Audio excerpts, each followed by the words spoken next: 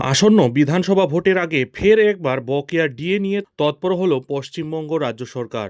Supreme কোর্টের নির্দেশ থাকা সত্ত্বেও মমতা বন্দ্যোপাধ্যায়ের সরকার 2016 থেকে 2019 অর্থাৎ মাত্র 48 মাসের বকেয়া মিটিয়েছে সরকারি কর্মচারীদের। এক কিস্তি দেওয়া হয়েছে, পরবর্তী কিস্তি সেপ্টেম্বর মাসে দেওয়া হবে বলে জানানো হয়েছিল। সকলেই টাকা পেয়ে গিয়েছেন বলে খবর। যদিও এবার আরও এক ধাপ এগিয়ে এখন সরকারি অনুদানপ্রাপ্ত শিক্ষা প্রতিষ্ঠানের কর্মী ও পেনশনভোগীদের ডিএ ও ডিআর প্রদান করা নিয়ে উদ্যোগী হল পশ্চিমবঙ্গ রাজ্য সরকার। একদমই ঠিক শুনেছেন, সম্পূর্ণ বিষয়টি ডিটেলসে আলোচনা করব। তার আগে চ্যানেলে নতুন হলে চ্যানেলটিকে সাবস্ক্রাইব করে বেল আইকনটি বাজিয়ে অল নোটিফিকেশন অন করে দিন এই ধরনের ডিএ সম্পর্কিত ছোট বড় যে কোনো আপডেট ঠিক সময় মতো পেতে।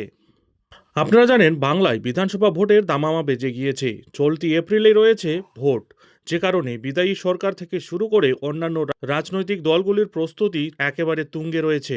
অপরদিকে এখন সরকার ডিএ নিয়েও কাজ করছে বলে খবর। এসবের মাঝেই হয়তো শীঘ্রই লটারি লাগতে পারে পশ্চিমবঙ্গ রাজ্য সরকারি কর্মচারী এবং পেনশনভোগীদের, কারণ তাদের বকেয়া ডিএ নিয়ে বড় আপডেট সামনে এসেছে। এবার সক্রিয় হয়েছে অর্থ দপ্তর। সূত্রের খবর, সম্প্রতি একটি গুরুত্বপূর্ণ বৈঠকে বিভিন্ন দপ্তরকে বিস্তারিত তথ্য জমা দিতে নির্দেশ দেওয়া হয়েছে। এবার পশ্চিমবঙ্গ রাজ্য সরকারি কর্মচারীদের দীর্ঘ প্রতীক্ষিত ডিএ বকেয়া ডিএ মেটানোর প্রক্রিয়া শুরু হয়েছে। মৃত সরকারি কর্মচারী এবং পেনশনভোগীদের বকেয়া মহার্ঘ ভাতা এবং মহার্ঘ ত্রাণ প্রদানের নিয়মাবলী প্রকাশ করল এবার রাজ্যের অর্থ দপ্তর। গত 23 মার্চ 2026 তারিখে অর্থ দপ্তরের পেনশন শাখা থেকে প্রকাশিত একটি মেমো অনুযায়ী 1 এপ্রিল 2008 থেকে 31 ডিসেম্বর 2019 সাল পর্যন্ত মেয়াদের সমস্ত বকেয়া ডিএ ও ডিআর মৃত কর্মচারীদের নমিনি বা আইনি উত্তরাধিকারীদের ব্যাংক অ্যাকাউন্টে সরাসরি পাঠানো হবে। অবশ্য এই সংক্রান্ত অর্ডারটি প্রকাশিত হয়েছে 2রা এপ্রিল 2026, অর্থাৎ আজ। গত 5ই ফেব্রুয়ারি 2026 তারিখে সুপ্রিম কোর্ট পশ্চিমবঙ্গ সরকারকে 2008 থেকে 2019 সাল পর্যন্ত বকেয়া মহার্ঘ ভাতা মিটিয়ে দেওয়ার নির্দেশ দিয়েছিল। শীর্ষ আদালতের ওই রায়ের পরেই রাজ্য সরকার তৎপর হয়েছে। মার্চ মাসের মাঝামাঝি সময় থেকে ধাপে ধাপে বর্তমান ও অবসরপ্রাপ্ত কর্মচারীদের বকেয়া মেটানোর প্রক্রিয়া শুরু করে রাজ্য অর্থ দপ্তর। কর্মরত কর্মচারীদের জিপিএফ অ্যাকাউন্টে এবং গ্রুপ ডি কর্মীদের সরাসরি ব্যাংক অ্যাকাউন্টে বকেয়া পাঠানো হচ্ছে। সেই নির্দেশিকার সূত্র ধরেই এবার মৃত কর্মচারীদের পরিবার বা উত্তরাধিকারীদের প্রাপ্য বকেয়া টাকা কিভাবে তাদের কাছে পৌঁছাবে তার সুনির্দিষ্ট পদ্ধতি নির্ধারণ করা হলো এই নতুন মেমোর মাধ্যমে। মৃত কর্মচারীদের নমিনি বা আইনি উত্তরাধিকারীদের বকেয়া টাকা পাওয়ার জন্য অতি দ্রুত নির্দিষ্ট কর্তৃপক্ষের কাছে আবেদন করতে হবে। রাজ্য সরকারের বকেয়া ডিএ প্রদানের বিজ্ঞপ্তি প্রকাশের দিন থেকে 180 দিনের মধ্যে আবেদনপত্র জমা দেওয়া বাধ্যতামূলক। মহার্ঘ ভাতা বা ডিএ বকেয়ার ক্ষেত্রে মৃত কর্মচারীদের সর্বশেষ অফিস প্রধানের কাছে আবেদনপত্র জমা করতে হবে।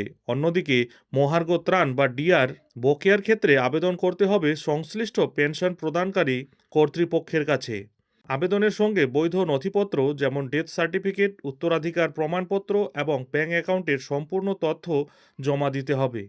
পেনশন বা ফ্যামিলি পেনশনভোগীদের ক্ষেত্রে বকেয়া ডিআর প্রদানের প্রক্রিয়াটিও অত্যন্ত স্বচ্ছ রাখা হয়েছে।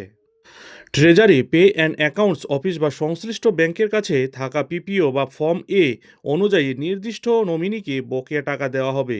যদি ট্রেজারি কর্তৃপক্ষ নিশ্চিত হয় যে বর্তমান ফ্যামিলি পেনশনার এবং নথিভুক্ত নমিনি সম্পূর্ণ একই ব্যক্তি, তবে সরাসরি সেই ফ্যামিলি পেনশনারদের ব্যাংক অ্যাকাউন্টে বকেয়া ডিআর পাঠিয়ে দেওয়া হবে। ডিসবার্সিং অথরিটির কাছে যদি পিপিও বা ফর্ম এতে কোনো নমিনির তথ্য না থাকে, তবে আইনি উত্তরাধিকারীদের বকেয়া ডিআর দেওয়া হবে। সেই ক্ষেত্রে উপযুক্ত সরকারি কর্তৃপক্ষের দ্বারা জারি করা আইনি উত্তরাধিকার সংক্রান্ত নথিপত্র প্রমাণ হিসেবে জমা করতে হবে। কর্মরত অবস্থায় বা অবসরের পর সরকারি কর্মচারীদের মৃত্যুর সময়কাল এবং এইচআরএমএস আইডি থাকার উপর ভিত্তি করে বকেয়া ডিএ প্রদানের পদ্ধতিটি 3 ভাগে ভাগ করা হয়েছে।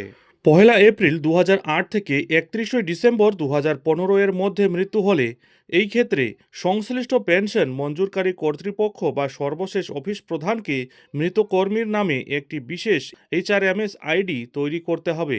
এরপর মৃত কর্মীর ই সার্ভিস বুকে প্রয়োজনীয় তথ্য পূরণ করতে হবে।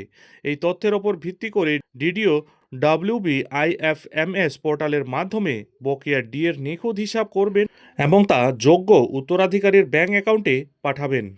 31শে ডিসেম্বর 2015 পর মৃত্যু হলে অনলাইনে থাকা তথ্যের ভিত্তিতে ডিডিও সরাসরি WBIFMS পোর্টালের মাধ্যমে বকেয়া ডিএর হিসাব করে তা নমিনির ব্যাংক অ্যাকাউন্টে পাঠিয়ে দেবেন। এর জন্য নতুন করে আইডি তৈরির প্রয়োজন নেই। 31শে ডিসেম্বর 2015 পর মৃত্যু হলে ডেপুটেশনে থাকা বা অন্য কোনো প্রযুক্তিগত কারণে যদি কর্মীর HRMS আইডি না থাকে, তবে প্রথম পদ্ধতির মতোই নতুন আইডি তৈরি করে ই সার্ভিস বুক আপডেট করতে হবে এবং তারপর ডিডিও হিসাব করবেন।